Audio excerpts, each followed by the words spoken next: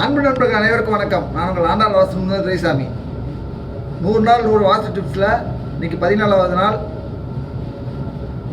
இந்த 14 நாளில் ஒரு முக்கியமான ஒரு வாஸ்து டிப்ஸு என்னென்னா, கடிகாரம் அதாவது மாட்டியிருக்கும் திசை எந்த திசை, வடக்கு பக்கம் மாட்டலாமா, இல்லை கிழக்கு பக்கம் மாட்டலாமா, இல்லை தெற்கு பக்கம் மாட்டலாமா, இல்லை மேற்கு பக்கம் மாட்டலாமா அப்படின்னு நான் படித்த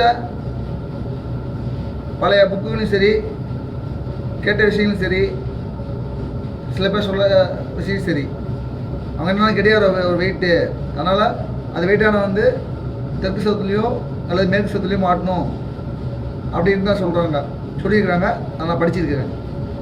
ஆனால் நான் வாஸ்து பார்க்க போகிற இடத்துல நான் ஆராய்ந்த விஷயம், நான் ஆல்ரெடி வாஸ்து பார்க்குற ஒரு வீட்டுக்கு போனால் அந்த வீட்டில் என்னென்ன பொருள் பயன்படுத்துகிறாங்க, அது எந்த இடத்துல மாட்டிருக்காங்க, என்ன மாதிரி வச்சுருக்காங்க அப்படின்னா உன்னிப்பாக கவனிப்பேன்.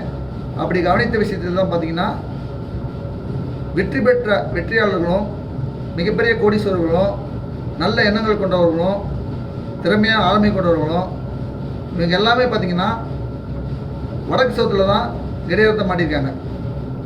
அது ஹாலில் இருந்தாலும் சரி, இல்லை பெட்ரூமில் இருந்தாலும் சரி, எல்லா பக்கமும் வடக்கு சவுத்தில் அது தெற்கு நோக்கி இருக்கிற மாதிரி அமைப்பில் தான் அவங்க கடிகாரத்தை வந்து வச்சுருக்காங்க. இல்லை 100ல் பார்த்திங்கன்னா 90% அப்படி வச்சுருக்காங்க.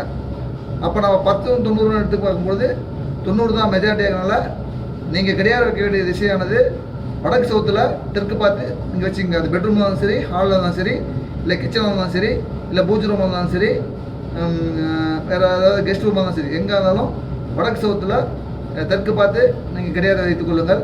நம்ம பார்க்கக்கூடிய திசையானது, அதாவது கடிகாரம் பார்க்கக்கூடிய திசையானது வடக்காக இருக்கணும். மேலும் பல நல்லா தெரிவிக்கின்றேன். நன்றி, வணக்கம், வாழ்க வளமுடன்.